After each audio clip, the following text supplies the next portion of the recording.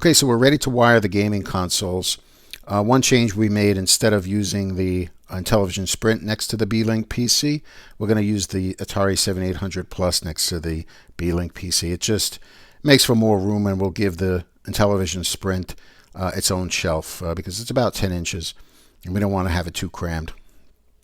So we have the 7800 Plus, the B-Link PC. Now, one thing we're going to do is color code the wires. So we're going to use a orange HDMI cable. This will go out to the component of the switcher, the HDMI switcher, and then red for Atari. This will go out to the HDMI switcher. Okay, we use the orange tape for the power plug.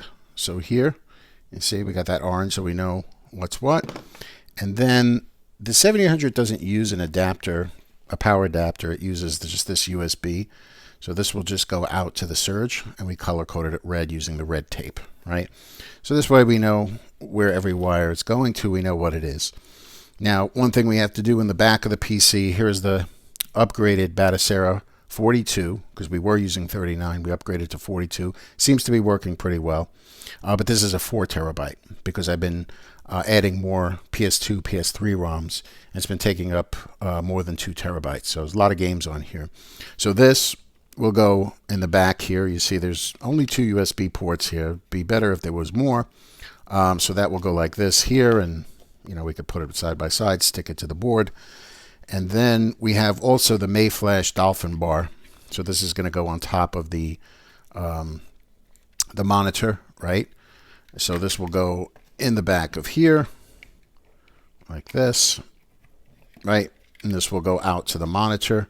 Now, if this wire is not long enough, because the monitor is going to be on a gaming desk.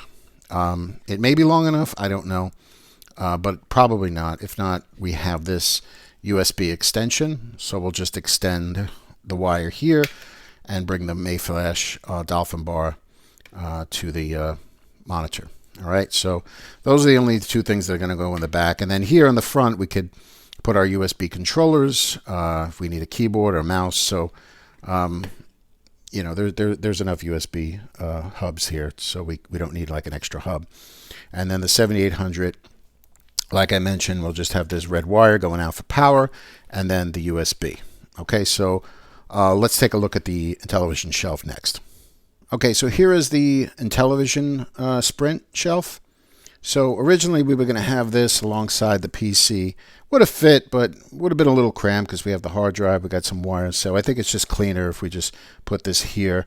I was going to reserve space to just put a controller here, like just to store it there. I might do that. We'll see. Maybe we'll just, leave it here, but I'd have to do it flush left or flush right. Flush left or flush right. So maybe we'll just keep it in the center. We'll see when we do the final wiring. But we have the HDMI cable is going to be blue. So blue for Intellivision. And we use the electrical tape. Here's the power.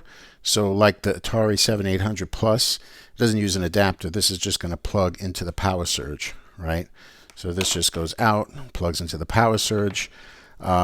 We don't need a hard drive for this because we got a little USB here that has all the extra games that outside of the 45 games that it comes with, right? So I guess I'll decide. Maybe centered is good. We could probably just keep that arcade controller on the bottom now that we don't have all the other controllers down on the bottom. So maybe this is just better. I kind of like to have some breathing room and space instead of having everything too cramped, all right? So next, let's take a look at the component shelf. Okay, so here is our component shelf. So we have the Kenevo HDMI switcher, we have the ClearClick screen recorder, and we have our power surge, right? So the Kenevo is going to be color-coded yellow. You see we have the power for the Kenevo yellow, and the remote control. We use this electrical tape. And then this, the output. Originally I had it here, I had it flipped, but because the output is on this side, I'm just going to use this. This is going to go here, and then it's going to go into the in of the screen recorder, right, like that. So like that. And we'll set them like that. And then green is going to be for the screen recorder. So we use the green electrical tape. Here's the power for the clear click, green. And the remote, which is green. It's nice to have the remotes. We don't have to always like press buttons on here. And then this long 10-foot green HDMI wire is going to go out to the monitor from here. That makes sense, okay? And then in all the HDMI, so let's say this is the Atari, because Atari is red. We're just going to put those in here like that. And those will go out. This is going to be flattened, so there should be enough. It should be enough room. We'll put it in a little bit like this, maybe. Right? And then the same thing, respectively, for the orange for the PC. We'll go in the back of here, out to the PC. The blue will go for the Intellivision, out from there. And then the white, which will go down on the bottom to the PC. And I think I'm going to put this on the bottom shelf.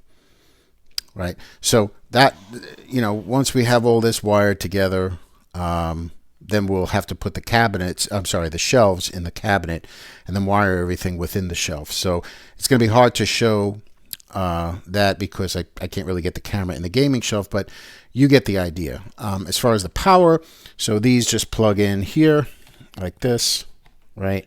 I think the monitor, I have a separate plug for that because that's going to go on the gaming desk. So that's going to go here. And then let's say this is the Intellivision, right? So the Intellivision will just go here like this, right? And it'll just go out like that. I mean, the reason I have it here, it would be good if it was the other way around because this out plug has to go out. So it would have been nice if the plug was here, but that's okay. That should reach. And then we have also the Atari outlet that will go out there. So we have the gaming PC plug that will go here, or it could go here, wherever, right? So like that.